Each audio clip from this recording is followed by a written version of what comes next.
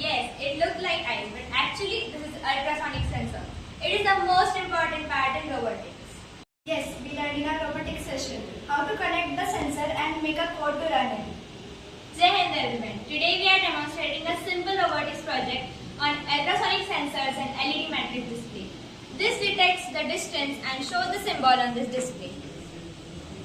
Green flag is clicked. The program connects ultrasonic sensor. The echo pin is connected to T1 and trigger pin is connected to T2. This pin shows how ultrasonic sensor measures distance of nearby objects. The program checks the distance between the forever loop and it contains if the distance is more than 10 cm, it displays the red matrix. Object is 10 cm or less than 10 cm. The program is immediately detect the object and show the green light. It shows that how sensors and conditions work together in robotics. This project shows how ultrasonic sensor is used for direction, detection and visual indication. Thank you.